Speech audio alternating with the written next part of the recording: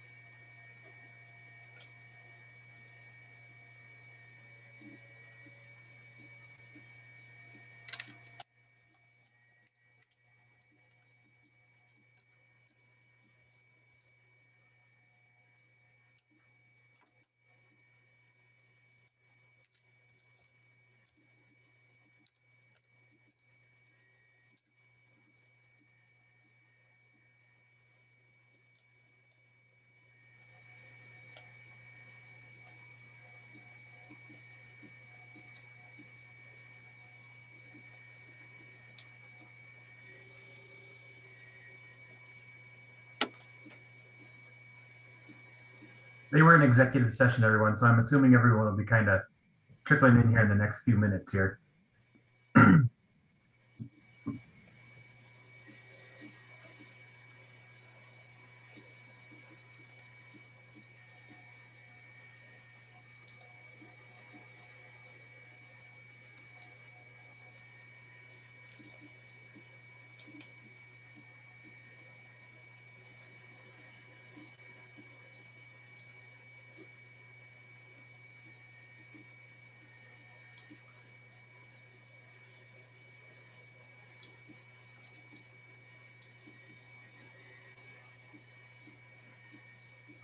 Hello, everyone. I assume you can hear and see me.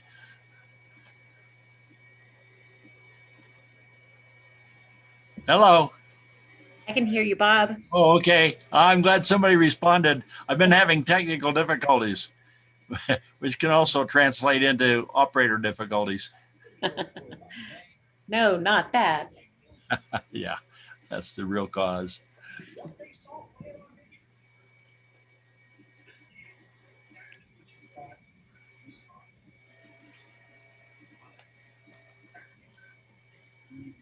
Okay.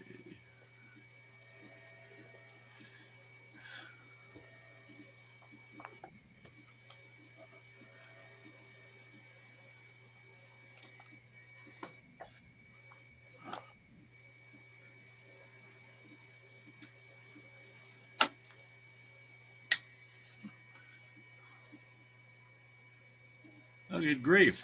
I've taken a trip here.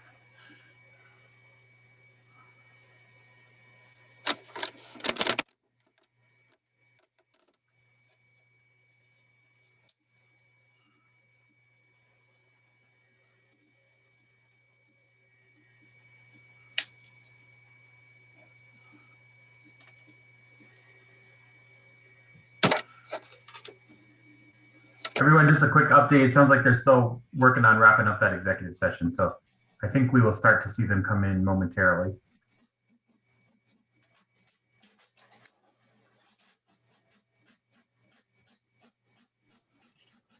Bob, how come you aren't in the executive session? Oh, you're asking me? I am. It's Carla. Yeah, because of something I have a conflict of interest. Oh, okay. So, yeah, I couldn't be there even if I wanted.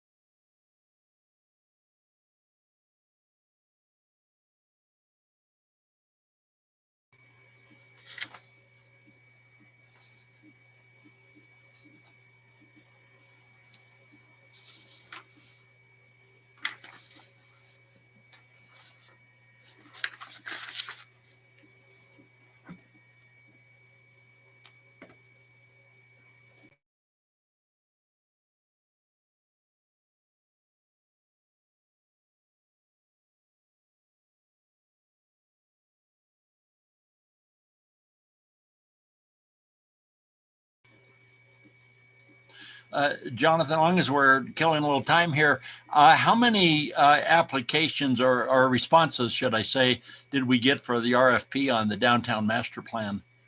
It either closes tonight at 5 o'clock or it closes tomorrow at 5 o'clock. I think tonight. Okay, we did not review. We were a little concerned about the snowstorm because they're saying 2 inches an hour, and we wanted to try to make it home before council. So we will probably take a look at first thing in the morning. Yeah, well, it's good. A good thing you did actually, because it's snowing hard out here. I learned my lesson on Thursday, so. Okay. No, good point. Well, I understand we had 2 anyway earlier, so. I believe that's correct. We had quite a few questions, and so if that is an indicator, we might expect up to 10 applications or 10 proposals. So we'll see. Terrific. Okay, good. All right, thank you.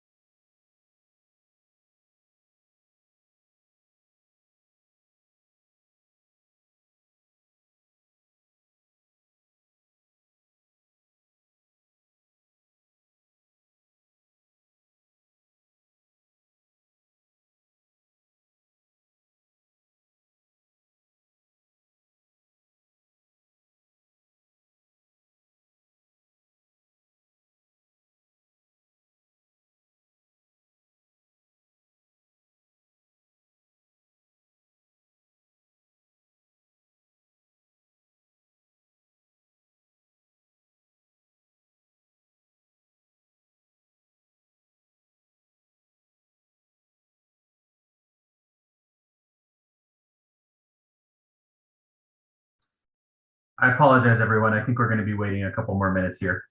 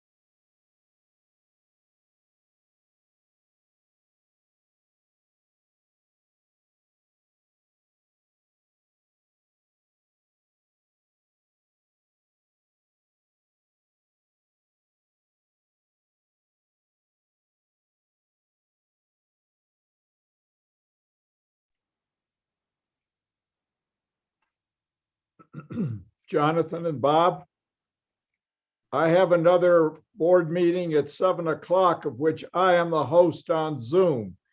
So I may disappear at 7 o'clock. I just wanted you to be aware. So I think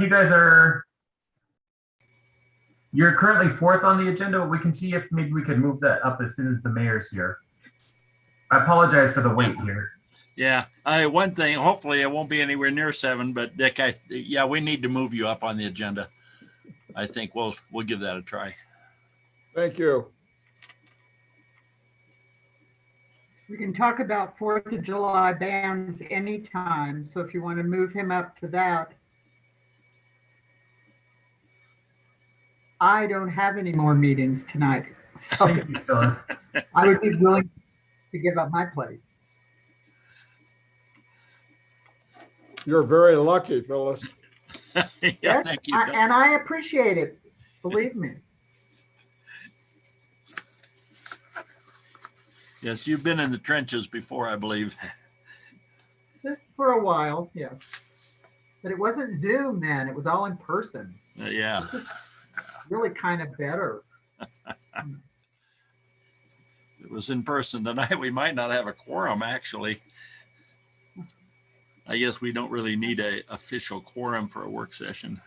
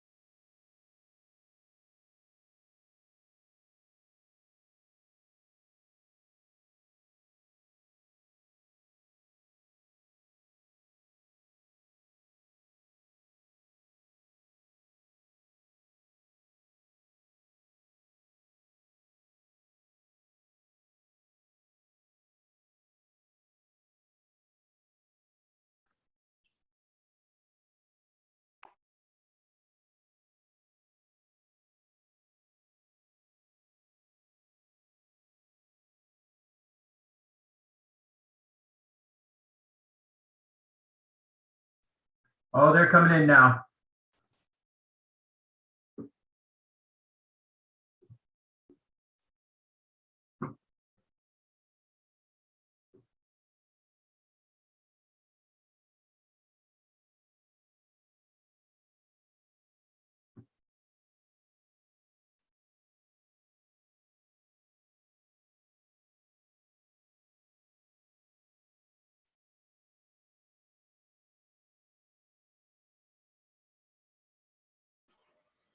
All right.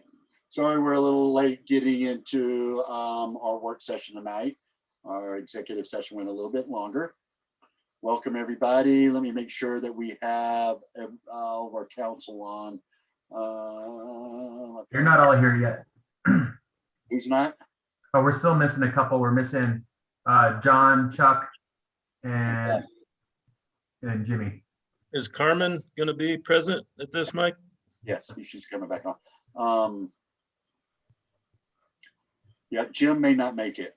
He sent me an email that he might be stuck and not be able to get on. There's Bob.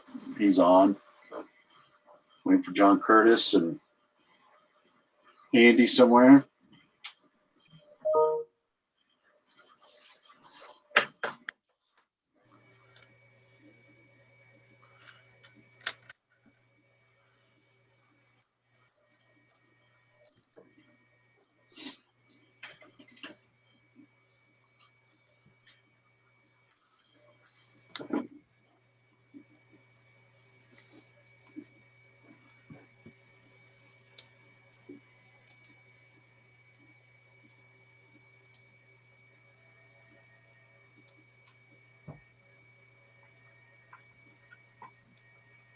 Chuck's on.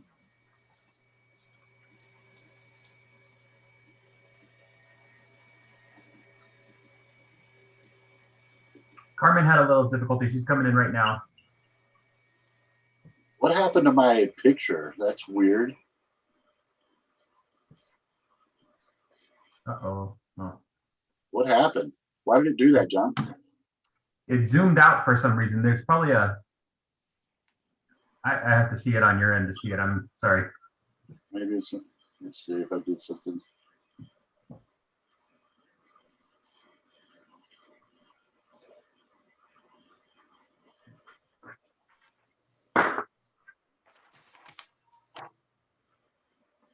There it goes. That's better. Oh, Wait a minute. Come on.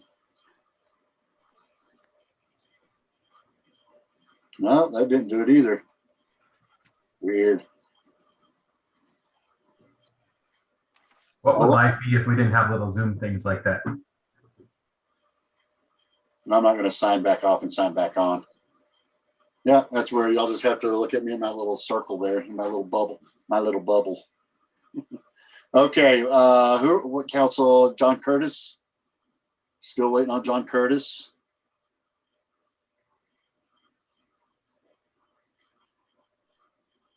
He's coming in right now. Okay.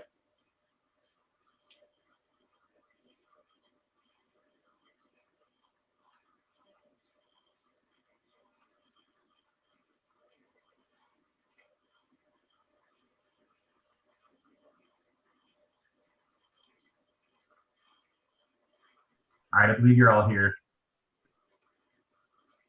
Everybody's here? Okay, we're going to get started on our work session. Sorry we're late. Laura, you're first up. You want to present to us tonight about pedicabs?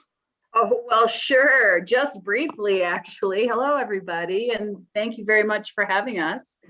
So we had our approximately 6-week trial period last summer for the Mountain Youth Pedicabs. And we had Cooper Fry and Clay Robertson as our drivers for that trial period. And they were out there as much as they could be, but I feel like we could have had more visibility. And so we are going to try to work on that for this summer if we are approved again.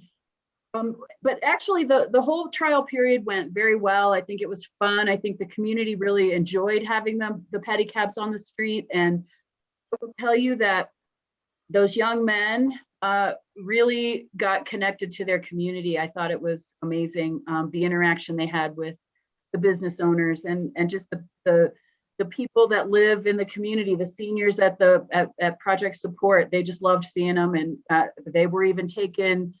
I can't remember her name, and her dog for pedicab rides. Anyway, so it was a very positive experience, and I think enjoyed by many and probably all. And so we are hoping that we can have our vendor license approved again for 2021. The changes will basically include a new business owner on the LLC. The Mountain Youth Network is actually approved to manage this business this year. Last year for the trial period, we did it sort of privately, and Mountain Youth Network just supported the youth in the whole project. but this year Mountain Youth Network will be listed as the business owner. I think everything in the current resolution has worked well. I think we have, I'm just going to convey this from the kiddos, that I think there were 2 questions about the resolution. And one was about timing.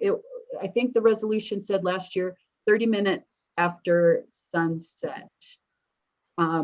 Just a thought about maybe just changing that to a straight time, like 9 p.m. or something, just to maybe keep it more simple.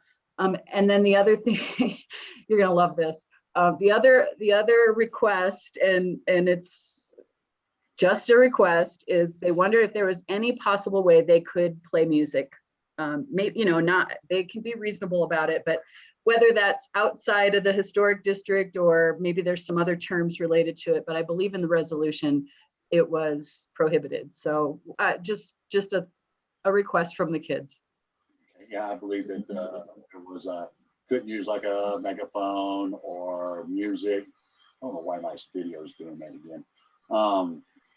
So, yep. Laura, anything else?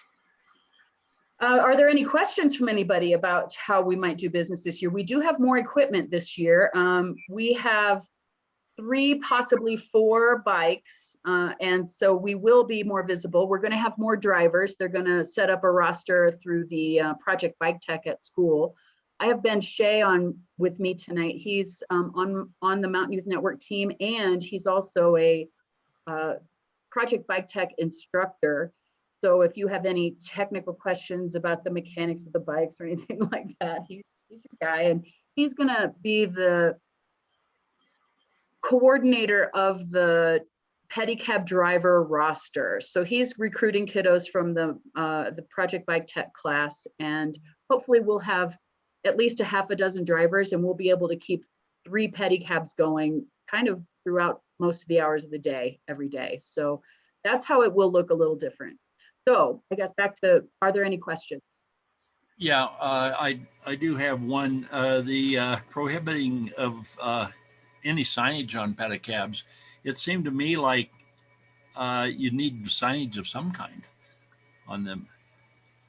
Well, I think I wish we picked up our pedicabs just this past weekend, and we didn't really have time to. We were going to try taking a picture and maybe showing just like the back of the pedicab and having it say Mountain Youth Pedicabs on the back, just so that it's our business and they, they can see our business name. But we just weren't sure we were ready to show you that picture, what it might look like. And we'd be happy to come back again and maybe take a couple pictures of how we might like to at least have our business name on the side of pedicabs or the back, if that's an option. And so I can't imagine why it wouldn't be. I mean, if you're doing a business, you need to get the word out. I don't think the public has any other way of knowing that you are out there for a service. Bob Carmen's gonna speak on that. Oh, I can hopefully illuminate council on that. We, as I recall, there was a little bit of discussion about, and maybe not a formal request, but a little bit of discussion last year about the potential of advertising, and that didn't go anywhere. And I understand that was not turned out not to be an element of the requested business model, was to advertise. However, council, as you know, and as we have talked about in many other contexts, allowing the signage, in particularly commercial signage, in a particular place, must be comfortable doing so without regards to the content of that signage in general terms. So if council wished to authorize advertising or signage on anywhere on these pedicabs, we arguably as a city would struggle with allowing this company or any, it's not specific to any particular person, but allowing the operator of that pedicab to we would struggle to restrict the content of that sign only to be hey, here's our pedicab name and company, or here's our charitable good cause that we promote, or, here are some good messages we want to put out there. We as a city would have to be comfortable with knowing that those signs could be put to any purpose, right? To any kind of speech. So that's where last year, as this was experimental, we erred on the side of just staying away from that issue for now. If these folks really do want to investigate that idea of having some branding, which I understand as reasonable, on their pedicabs, I could look at the First Amendment implications of that a little further. Thank you, Carmen. Yeah, and I think there was one thought about selling advertising to maybe sponsor the pedicabs, but then I guess this is a different thing in that we would just like to put the name of our business on the side of the pedicab. So you know what, we're going to comply with whatever we need to do to let these kiddos get out there and pedal away. So, of course, Laura, with the modification of the ordinance, like the time thing, this would actually have to be modified and then brought back to council for approval through a different resolution. So, what I see you're asking is not something that is going to cause too much, pain for the council. So, I'd like for you to get with Andy and kind of lay out exactly what you'd like. One other thing that I'd like to ask, it says that how wide are the pedicabs? Ben, if you're on, you can jump in, but I want to say they're 50 inches, 50 wide. So that's over. So where it says that they can be on the city sidewalks, you cannot, that would not be, so we probably should take that out. They shouldn't be on the sidewalks downtown or other, because they would take up the whole sidewalk. And I think that could become problematic. I don't think they were really on the sidewalks anywhere, were they? I didn't. Well, I'll tell you, the only place they went on the sidewalks is if they came down to the far east end of town to take somebody somewhere. And otherwise on Minor Street, obviously they're in the right of way there in the street, the closed down street. But when they were down further on at the east end of town, they would stay on the sidewalk. But now we've got very respectfully. Now the Greenway is different, and the Greenway runs from one end of town to the other. So if they just stay on the Greenway, that's fine. Yeah. That's what it's meant for. That's what we built it for, so we could have bikes and strollers and things like that on. So yeah, they would be able to go from pretty much from one end of town to the other. Yeah. Greenway. So we just want to make sure that anybody, whether it's Bill in his wheelchair on the sidewalk coming into a conflict or something like that. So of course, and I don't think they ever ran into any trouble. I think these boys, and we would train everybody to be that way, but they were very respectful of pedestrians and other folks sharing the sidewalks. Even and obviously they weren't on the sidewalk in the historic district, so it seemed like it worked out pretty well. Mm-hmm. We will get with you. We'll get a new resolution with some modifications. We'll bring it back to council in a regular meeting so we can modify and bring in a new resolution that we can continue this. I think it was great. It had a lot of writers, and it's nice for my kid to be friends with him because he got a ride at McDonald's in fact. We ought to get Michael pedaling is what we should do. I can't get him off the computer. Are you kidding? Yeah. So, and one question. Should we try to show you a mock-up of what we would like to put on the pedicab? Would that be helpful?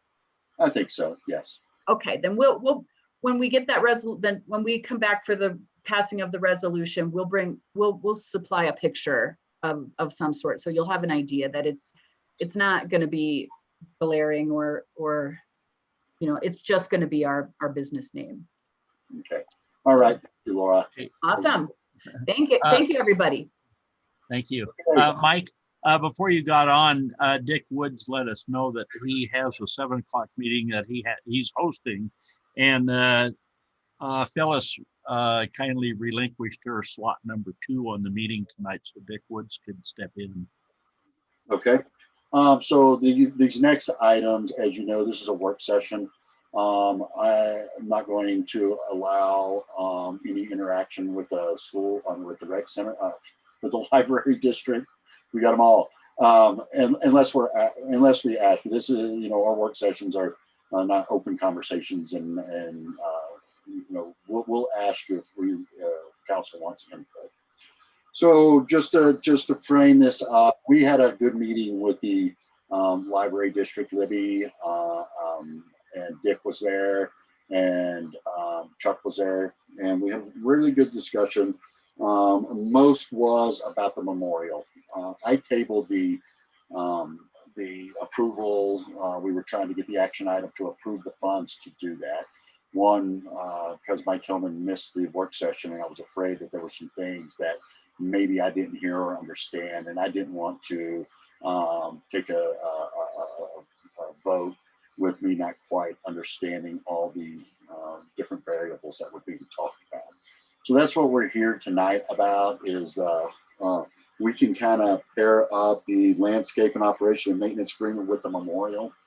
In our conversation the other day, as you know, and you got a copy, council, in your packets with the current agreement with the library district. Now that was done, the date on that, Dennis Lundberry was the mayor. Anyway, that was done, it was written up, and it served its purpose until, you know, probably, you know, 4 or 5 years ago, when the landscaping idea started to come to fruition and got approved by the state, had it, and just the funding hasn't been there. In the current agreement, it stated in there that the city would be 100% responsible for doing that landscape for the library district. Some things came to mind, of course, with the memorial, changing it to a stone or something inscribed or other, or repairing back to a good condition our current memorial.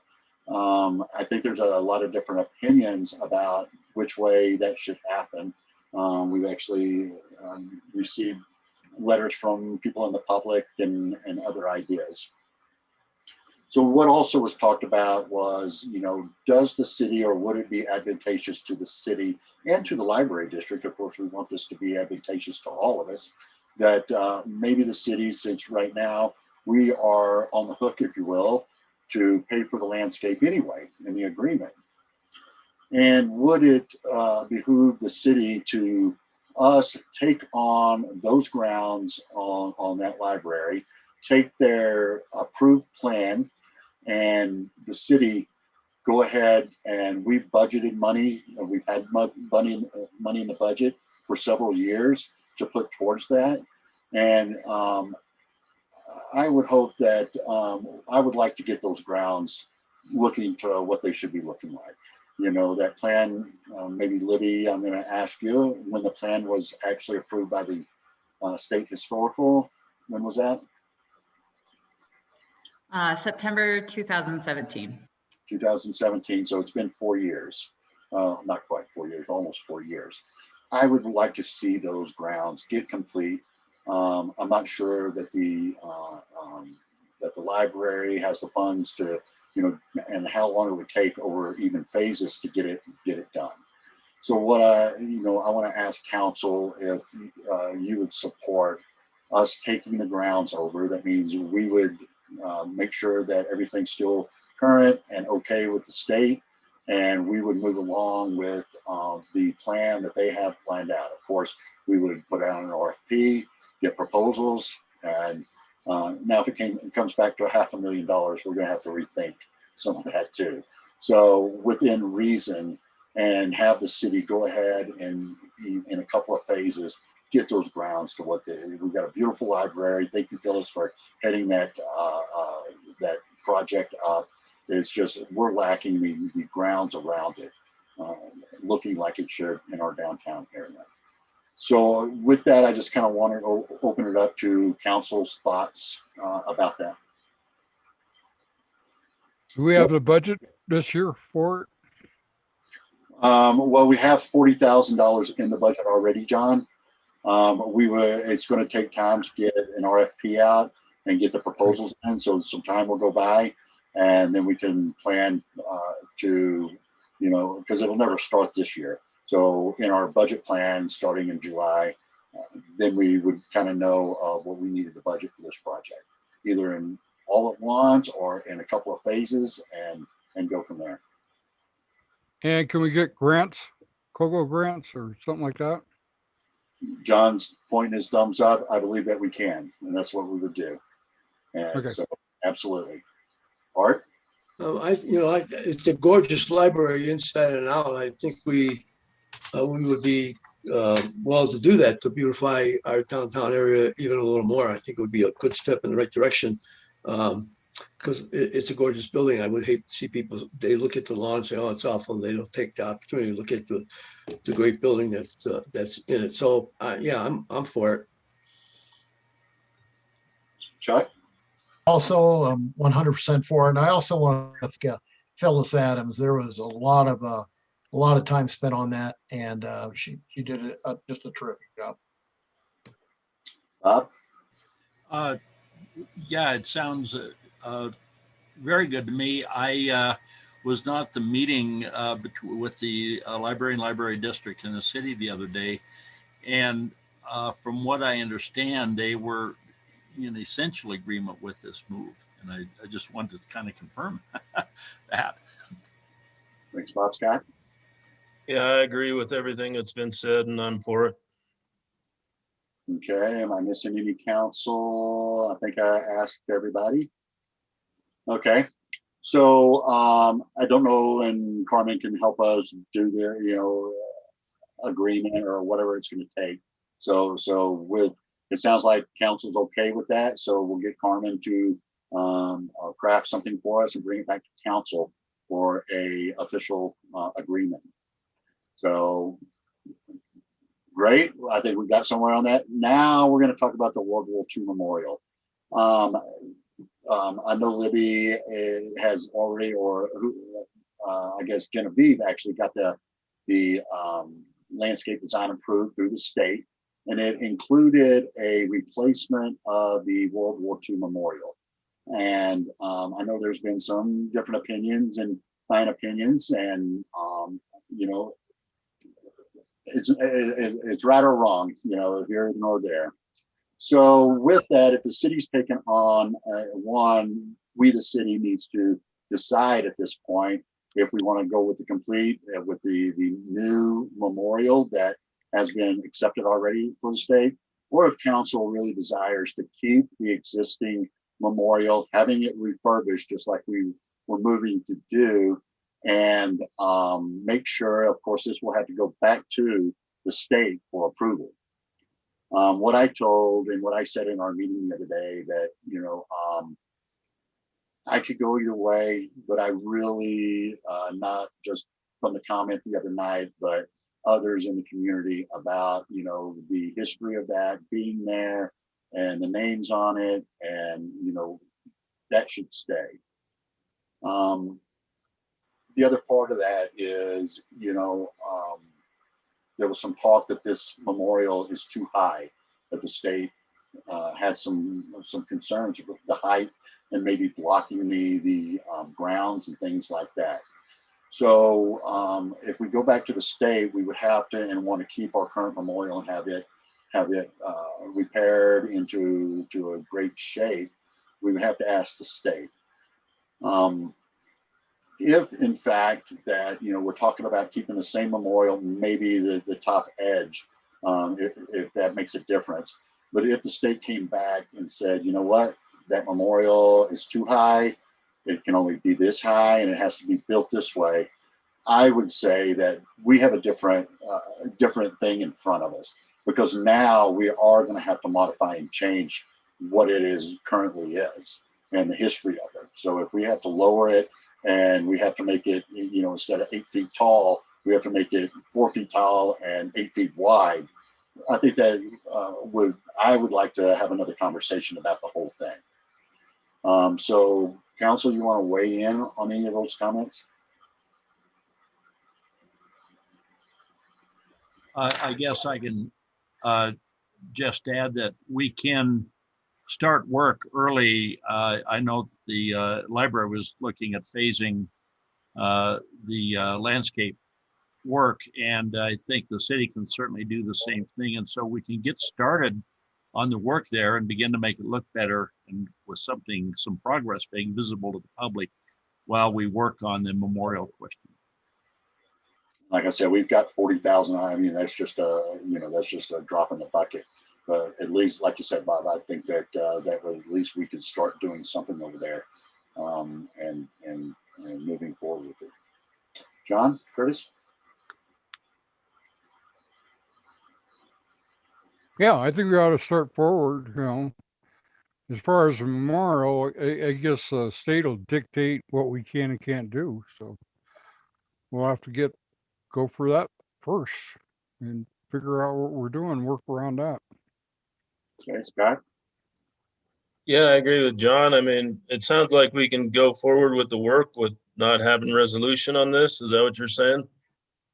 Well, Carmen would have to redo the agreement, and then we could start. Then we would put out. I would see us putting out an RFP for proposals of doing the whole thing, and then seeing at that point, depending upon the cost, of how we potentially could phase it in a couple. I haven't seen the new design.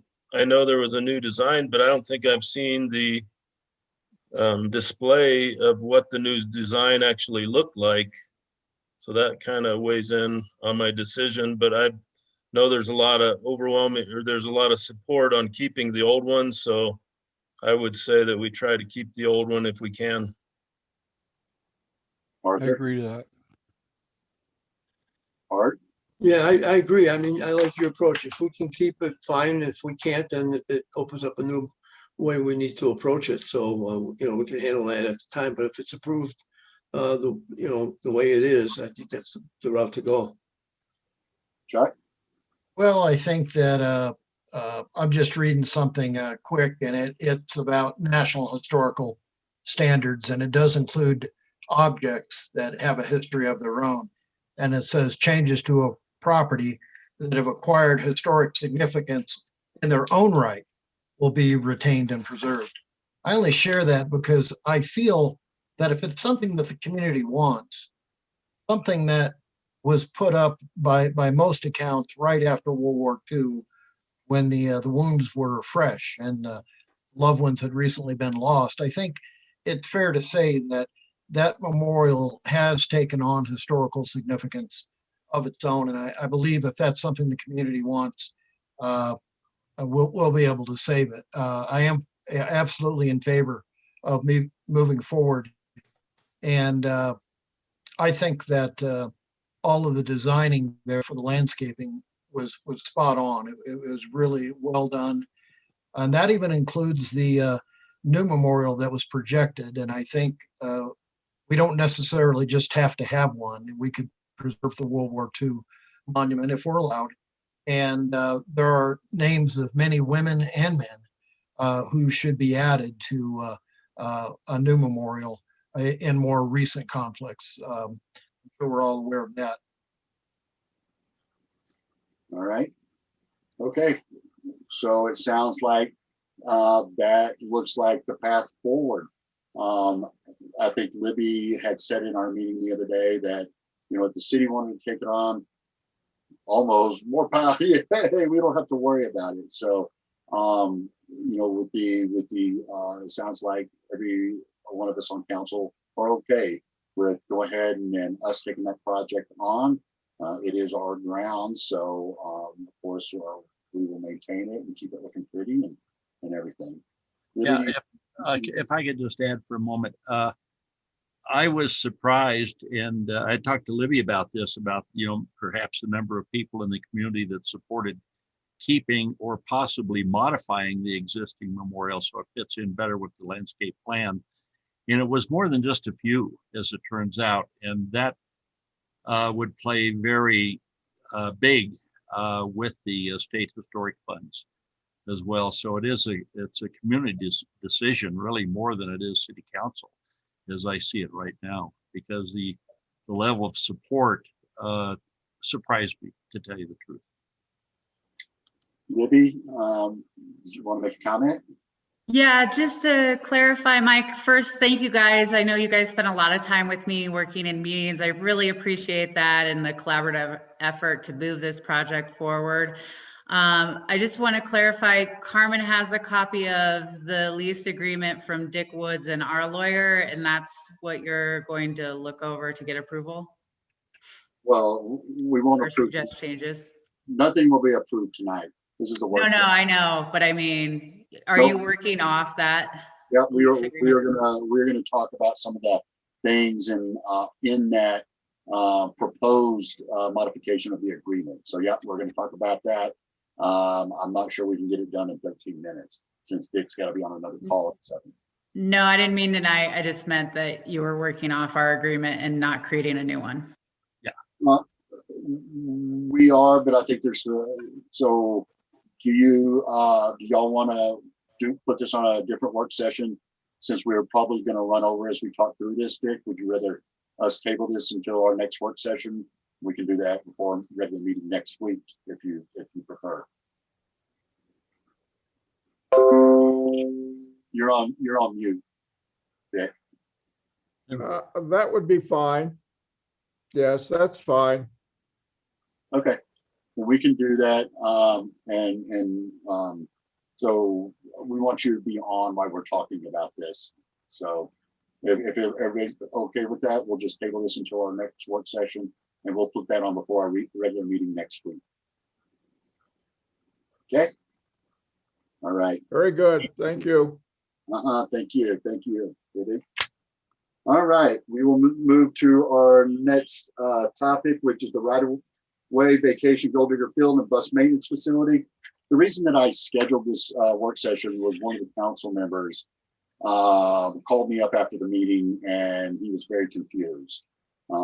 He voted no, and I said that's the good thing about an ordinance first reading and second reading. You do the first reading and you have a month to be able to discuss, clarify, and understand what you are going to approve or not approve. So that part we're going to table until the next work session, and when Councilman Clark is here with us. So we'll cancel that till next work session.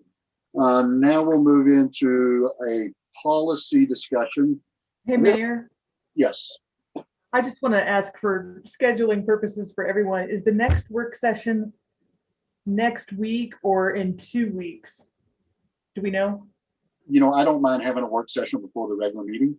So I see that we could do that next week. There's a 6 o'clock work session and then a regular meeting afterwards. Hey, you tell me what to do. So I just wanted to check with you on when it was happening. You tell me. Yeah, that's what my Okay. plan is. Have a work session next Monday night at 6 o'clock, 6 to 7.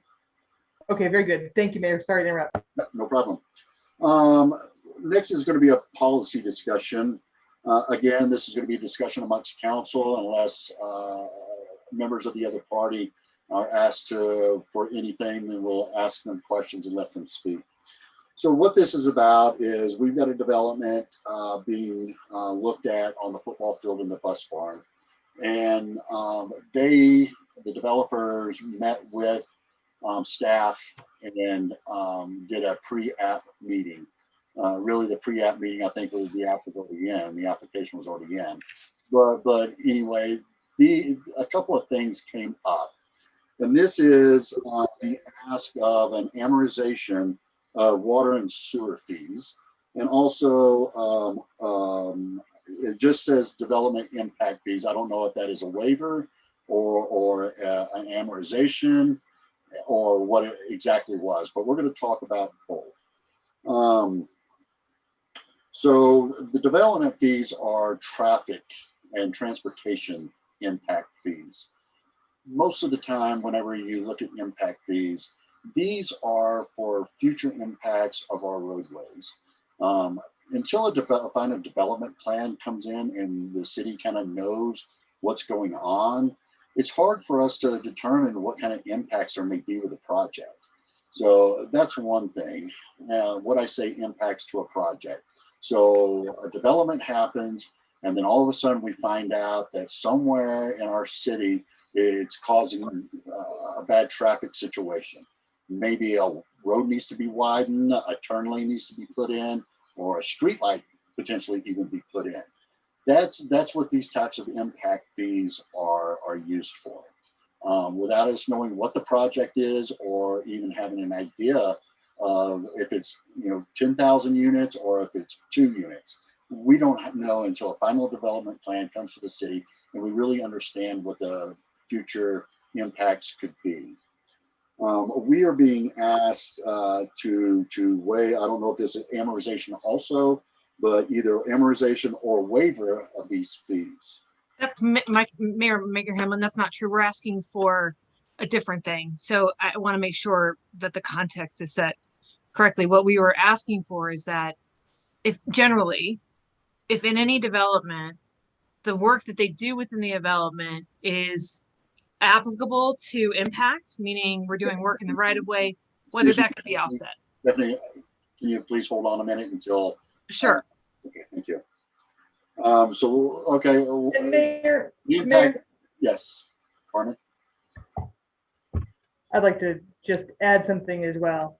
Mayor and council, staff's desire to ask you tonight about the issue of requests for fee waiver, amortization, reduction, all of it, as staff is meant to be in a general sense of general applicability. It is not just one project that has made a request for this as of late. So to be clear, what we as staff would love your direction on so that everybody is clear, not only the potential developers of the football field, but other projects that we have gotten inquiries on, is when and whether, or whether and when, council would entertain specific requests, not any specific request we would like you to consider tonight, but rather whether and when you as council would, as a policy decision, entertain such requests in the future in specificity. So I just wanted to make that clear as well. Thank you, Mayor. Okay, thank you, Carmen. And what this is, like I said, this is a policy discussion. This is something that we make a policy and it is consistent with any project that comes in.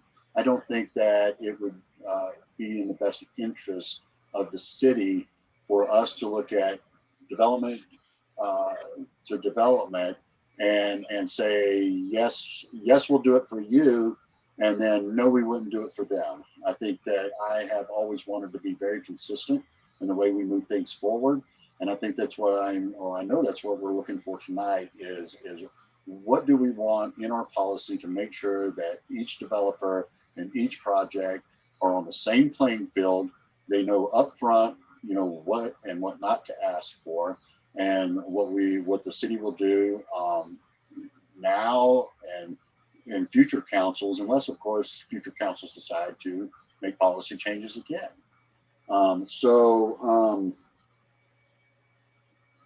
We've, the amortization of water and sewer taps, that's our liquid gold. We already run into a huge concern from our constituents about our water rates and keep going up. And, does it make sense for us to allow a developer to pay out over a certain amount of time tap fees where, that money should be coming in and it's all that doesn't come to our general fund. It is a separate entity and arm of the city. It's our enterprise and water and wastewater.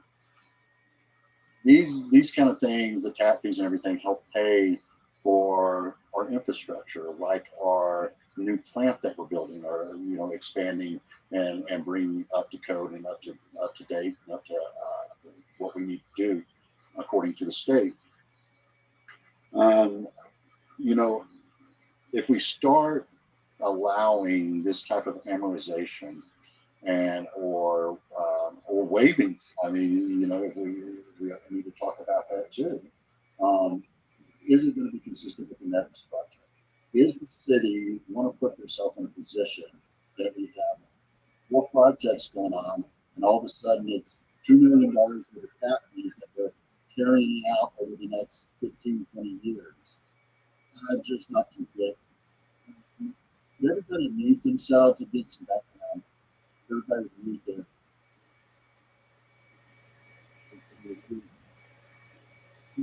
Bob? Well, the way I view it, Oh, you want to wait a minute? Let me finish. I need you to mute because I'm getting some feedback. okay, you all right there?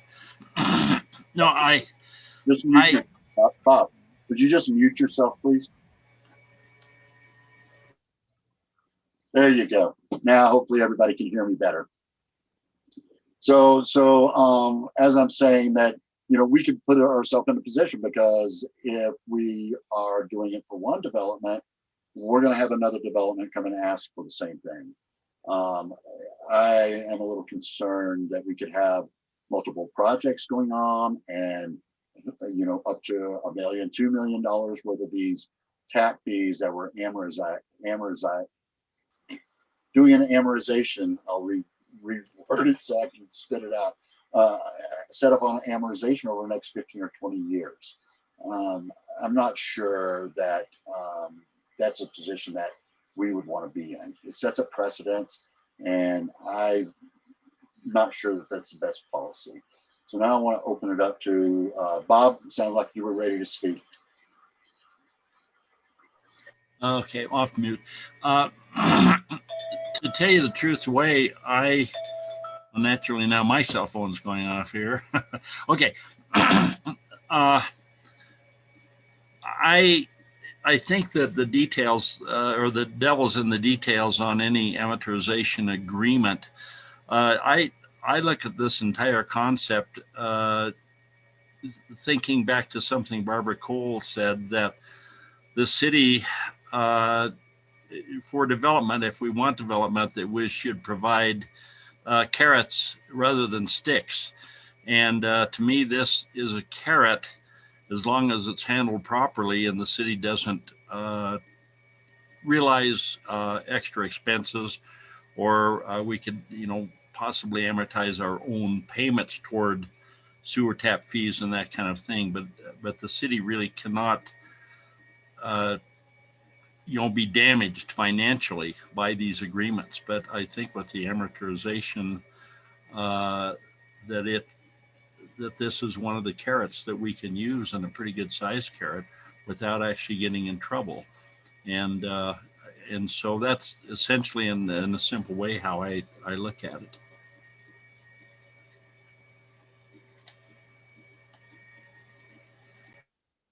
Mayor, if I may, in our packets, the letter that is from the 4 Points funding, it points to an acronym pretty much down at the bottom of the page. It's called CPACE. And it's worth spending a little bit of time. I have been involved with a very large number of liens over the years.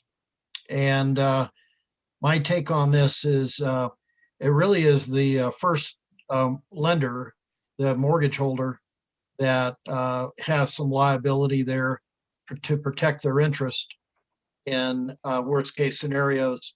That may also include the county. I don't see this as a potential risk for the city, at least anywhere that I can derive. And I would just encourage council to take a read on CPACE. It's very interesting.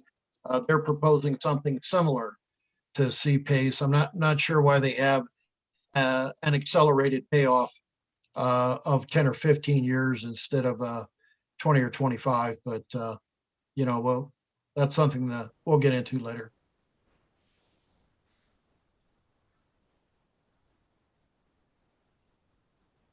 You're on mute, Mayor. May I speak, Mayor? Yes, that mute Thank thing. Yes. I'm not that familiar with all this, being fairly new to the organization. Have we ever done this before? Have we ever been requested to do this before and not collect the fees up front? we have not been asked that before. Okay, then there's no reason to change it now. It's been working for us. I believe that if a developer wants to develop here, I don't believe that's that we have to hang on, any incentives out there for them to do it. The incentive would be in the reason why they would do it and the benefit to the city and the benefit to their bottom line.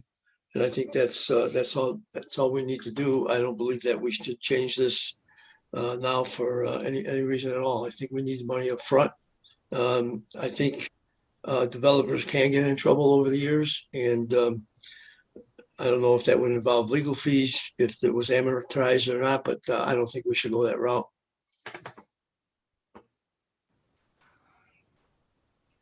All right, I just want you to know that CPACE actually promotes green energy. So it is a benefit to the community. It's something that really kind of started to gain traction in 2017. So the city has not done this before, but it's a relatively new idea to promote energy efficiency. Well, what's that have to do with amortizing fees? I would just say that you'd probably benefit from reading up even for 10 minutes on CPACE, but there are built-in government incentives for new construction, especially to be built very energy efficient. So it's a trade-off that is probably a little too much for us to get into tonight.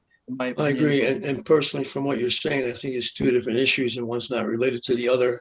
Well, they are related. No, fees are fees. It has nothing to do with the environment. They're going to pay our bills to do what we need to do, and it's that simple. And as far as the environment is concerned, one has to look at how many developments go into an area and how it affects the environment. So we have to look at that as well. And if you make it too easy and you get a whole line of people wanting to come in and plan a lot of developments, it will be contradictory to a good environment that we have in this town. So if you want to talk environment, we can talk anytime you want. In this case, I believe we should stay as we are.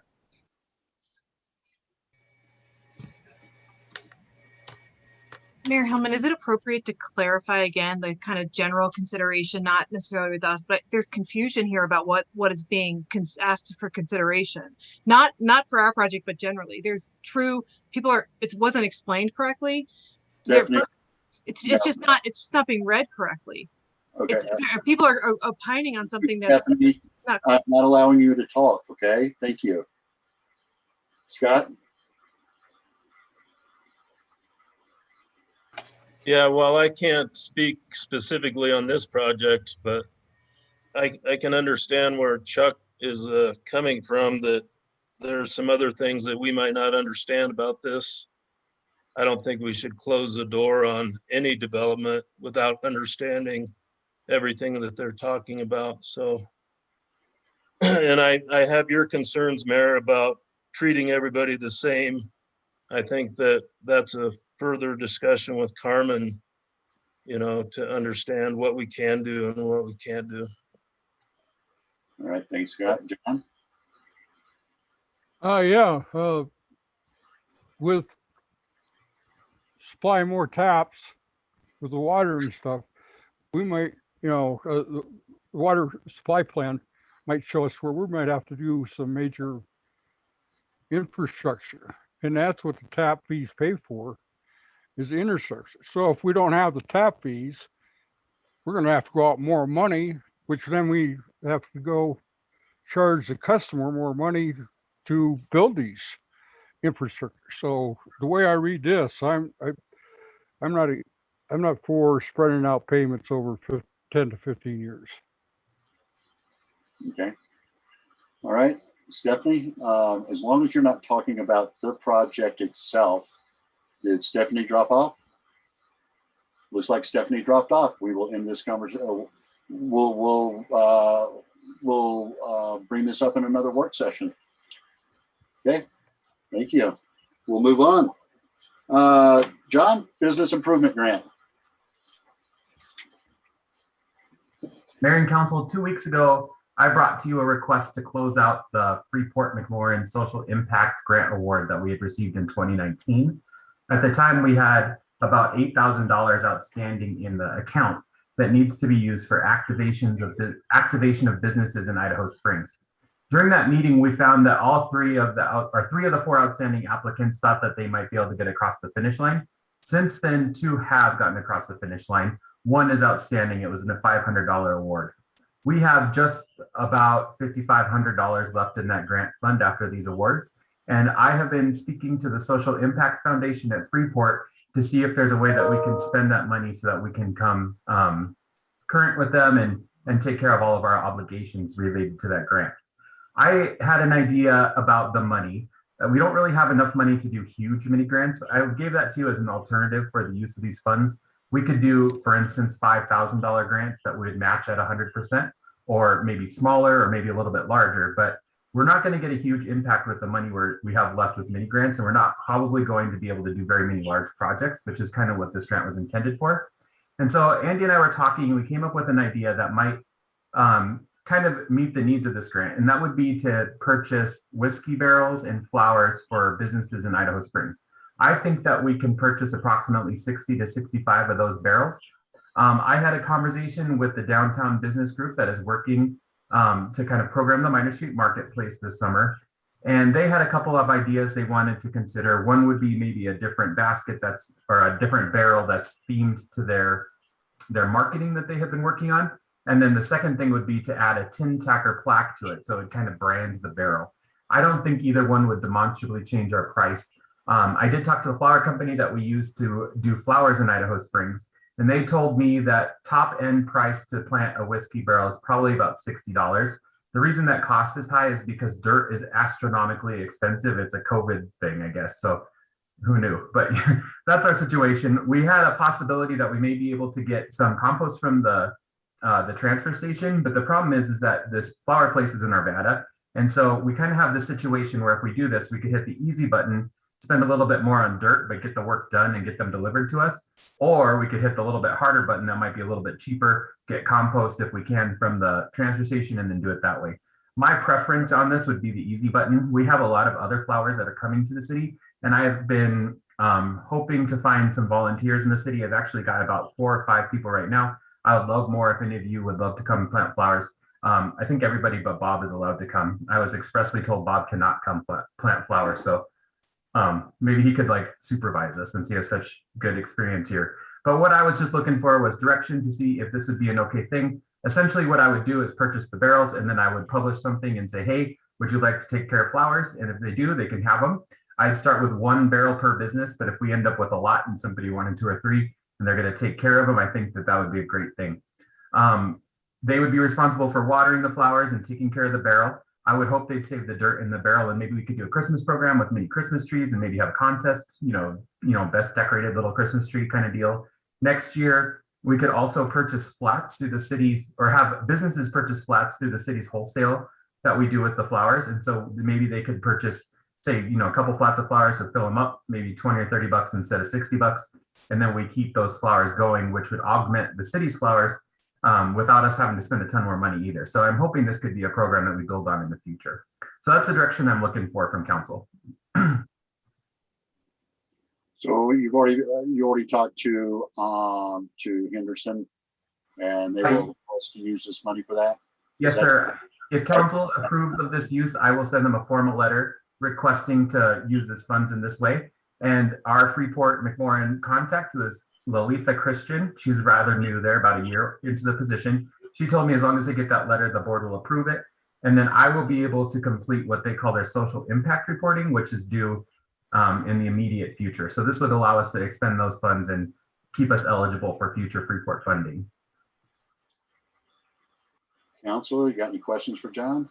Yeah, John, I think that is a great outside of the box plan.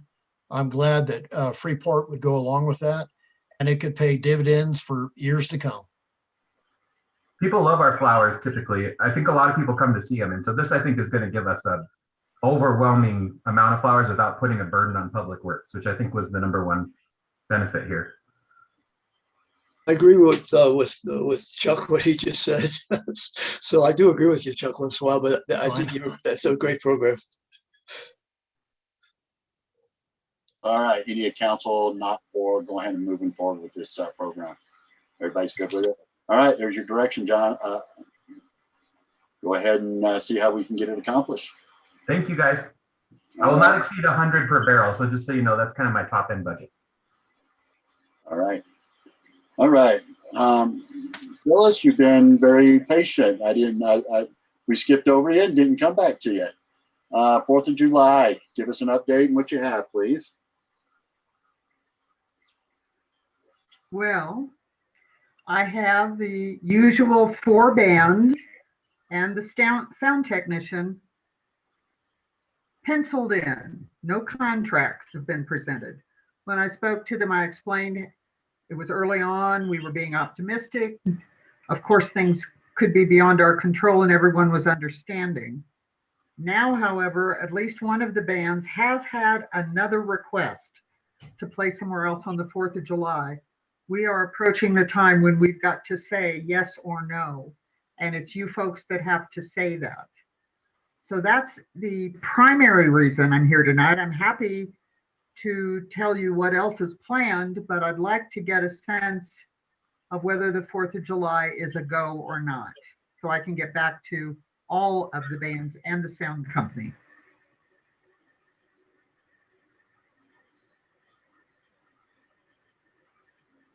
Are you asking? I'd like to say I'm telling, but I guess I'm asking, yes. Anybody have any problems? No problem at all. I mean, No. Phyllis admits, I mean, obviously we all have to, that there may be some forces out of our control, but I think we need to push forward and do what we can. Okay. I agree. All right. We keep Phyllis happy, she'll keep working hard. Probably would anyway, but thanks for that, Scott. I appreciate it. I will get with all the bands and the sound company tomorrow. Hopefully we haven't lost the one who's had another offer. Initially they all agreed to give us first right of refusal. So I hope that will hold. But I have others on my list. If that one needs to be replaced, we won't be without music. So that's all fine. Since the city is requiring anyone else who wants to do a special event to have a COVID plan approved by the county, it occurred to us that it wouldn't be fair if the city itself didn't have one as well. And I have put one together, and I'm meeting with Chief Busick on Wednesday, not so much for his approval of the COVID angle, but I told him this was another part of the Welcome to Idaho Springs program. Kind of give him a little more of an idea of just what happens downtown on the 4th of July. And once I will make any changes to it that he suggests, and then I'll get it submitted to the county. And I don't foresee any problem, but it's a technicality that we will take care of. We're having a bounce house, as we always have. We're having a food vendor. We're having a nonprofit beer tent. All of those things are as usual. And last year, for the first year, we planned to have a dunk tank. And of course, we didn't do it last year. So we're going to give that another shot this year. And I'm looking for volunteers. Andy has already said he would do it. Commissioner Marlin has told me that he will do it. And I haven't got around to asking everyone, but it's only going to operate for a couple of hours in the heat of the day. The water will be warmed up a little. We'll fill it in the morning and it will be sitting right out in the sun. So there's that. Last year, Councilman Clark had agreed to do it. So I was hoping to ask him tonight, but I'll follow up with Jim. I mentioned it to Chief Busick and I got a, that sounds interesting response. So we'll see how that goes. Now he's laughing. Oh, thumbs up. All right, I got another one. Anyway, that's pretty much what's going on. Things will start at 1 o'clock and go until 9. Hopefully, of course, fireworks will start shooting at about 9:15. In terms of the COVID plan, assuming that mask mandates are still in place, we will have signs up all around the area reminding people. Social distancing is going to be a bit of a challenge, particularly once the fireworks begin. Suddenly that relatively small area down there that seemed big all day gets very small because everyone crowds right into that area in front of the Vintage Moose and thereby Citizens Park. And of course, it's a great place to watch the fireworks. So we know that's going to be a challenge. And that's one of the things I'll be talking with Chief Busick about. So if there are any other questions or any other dunk tank volunteers, and you don't have to tell me tonight, you can all get in touch with me later and let me know. All right. Any questions for Phyllis? All right. Just to comment, I'm wondering if Phyllis should set an example while she's looking for volunteers. No, Bob, I think that might be one of your worst ideas.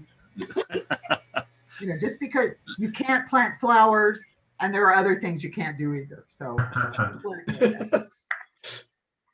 All right. Thank you, Phyllis. All right. Okay. Thank you, Phyllis, for that. We will move on to, we don't have Wonder. Is Diane going to talk to us about the copier lease? I certainly can if anybody has any questions. Any questions? I was just amazed at the price difference. I mean, shopping around here, some of these for the exact same service were triple. Right. In a supposedly competitive market. That's amazing. I don't blame her for making the recommendation that we stick with who we have. Well, it's not all about the price either. It's about their customer service, and it is and has been really good customer service. We have been totally satisfied with this company over the years, and we would like to stay. Okay, let's do it. Good to go. Excellent. Thank you. All right. In the chat, it sounds like Stephanie's power went out. We're going to let her speak. Stephanie, as long as you don't talk about your specific project and things going on with a specific project, because that would not be appropriate to be talking about with council, I will let you speak. Thanks. Sorry, it's snowing pretty hard here. I'm sorry, and our power's gone out 3 times today, so I apologize for that. And it's been in the middle of the Derek Chauvin trial, and now in the middle of this, so I apologize. So the consideration, I think, general to development is not an amortization / waiver. As you're looking to new developments that are coming into the market, there are 3 things that will dictate what the development can be from a community benefit standpoint. One is how much subsidy it gets, and that can come in the form of low-income housing tax credits or new market tax credits or things that help subsidize projects. The second can be in the way of how much you charge for something. So if somebody builds a commercial space and they build it for X cost and they charge Y on rent, that generates, income and return. And the third way is how you engineer the capital. So it's the same amount of capital coming in. It's engineered in a way that costs less and doesn't burden the project with costs to allow you to create return while creating benefit for the community. So a couple of things I wanted to clear up: that an amortization in other markets that we work in, an amortization of tap fees comes with interest payments. So you don't get that money for free, you pay interest on it. And the amortization period is, if someone wants to do for 20 years, that puts your money at risk for a lot longer. So we thought for tap fees and things like that, it'd be more appropriate to do for a shorter period of time. So you'd have higher interest payments and you'd have a shorter liability. And by the way, you can offer that when you want or when you don't want to developers that you're trying to incent to come in and do specific things in the community. That is a general thing. So I wanted to be clear that an amortization with interest is different than just taking a fee and paying it out over a period of time. And what we had proposed is we thought a 5% to 6% interest rate, which is well above your bonding fee, than you having the money in the bank, would actually make money for the city. Again, it was a suggestion, and I think it would apply discretionarily based upon different developments, not just ours, but it's a tool that you could put in your shed to use for developments that you want to occur in the market because it's delivering something for you. Again, whether that applies to ours or not, different discussion to your point, Mayor Hillman. The second point was around CPACE. What we had suggested is you would use a similar construct to CPACE. And Councilmember Cacavelli, you were right in that CPACE is a loan program that private lenders use to force the adherence to certain energy standards. But the way they use it, they do that through an assessment mechanism with the counties that essentially pay interest through an assessment of the property. You earn interest on that. So it's just a mechanism. I was essentially saying that could be one mechanism you could use, not the same. It has nothing to do with energy. So I just wanted to clarify that. And that was just when Andy and I talked, he's like, why don't you propose the kind of mechanism that could be used? And that's one that exists that I thought could be a precedent.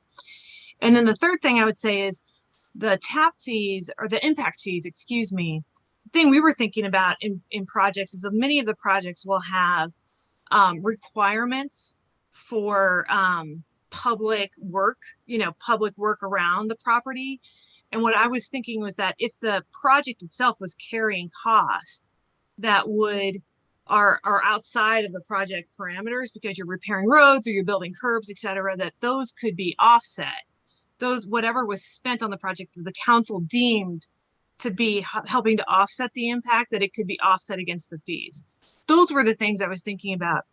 Not suggesting nor asking for the city to waive or to amortize things, just providing different ways for developers that you want to be in the market and to deliver certain things, for you to provide them carrots to do that, to lower their overall cost of capital.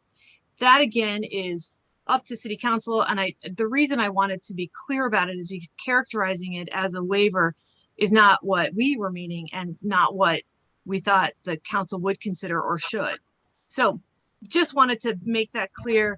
If council thinks it's a bad idea and it's not good for Idaho Springs, I totally get it. And frankly speaking, not my intent. All right, thank you, Stephanie. You're welcome. Council. If there are any questions, let me know. Thank you. Any other, so we'll open back up and just open up discussion again. Again, going back to being consistent, not setting a precedence for another project. I know that every time somebody comes in, they ask for incentives. What will you give us? How can you help us get this project done? This is great for your community. I will tell you, the only thing that our affordable housing project asked us for is a small reduction on parking. That's it. They didn't ask us to waive any tap fees. They didn't ask us to waive any impact fees, nothing. And that was a, and this project, and other projects that come to us may or may not be a subsidized housing project. We don't know. I just Totally get it. Totally get it. It's, again, a subsidized housing with LIHTC is great. I get it. I respect that. Thank you. Mayor, I just want to weigh in and say I 100% agree with, making it even and fair across the board. We have to be really careful that we do that. And a great idea. Anybody else? Art? Bob? I appreciate Stephanie's clarification. That helped. John, Art? I said everything I was going to say. Just repeat myself. So I'm fine. Thank you. And I also will, say that we've had developments that ask us to do things for them or waive or not this amortization type of deal. But they went away because we said that developers and projects pay their own way. And they didn't feel that they could do their project by, one was a water line that needed to be run to increase the size of the water going to our property. And council said no, and they went away. So that's the other thing that I'm concerned about is we've already told people no. And now all of a sudden, why the big change of mind? And I could have done this project if you would have helped us and you would have had 12 units of housing. No, message loud and clear. Hear it, yep. Tell them about her project again. I'm sorry, Art? She's going to start telling about her project again. I want to hear about her project. This is a general conversation. No, I said message heard loud and clear is what I said. Okay, all right, good. Okay. So what we need to do, and I want council to be able to have a little time to think about this, and we will come back and after you look at the C space, is that what it is? I want to look at that to see what that's all about, because I did not, I'll admit that I did not research that. So I'd like council to have some time to think about it after hearing Stephanie's comments and suggestions. Just let everybody kind of chew on it a little bit and think about it, and then we'll bring it back. We can do it next week. We can put it on the work session again next week. Is that okay with council? Yeah. Okay. All right. Sounds good. I think that's all of our agenda items tonight. Thanks everybody for being patient with us being late and patient with Phyllis. I mean, thank you, Phyllis, for being patient. I said that backwards. All right. Well, thanks everybody, and have a good evening. And we will be here next week for a work session with a couple of topics on it and our regular meeting. So thank you and have a good night, everybody. Good night, Everybody. Good night. Right.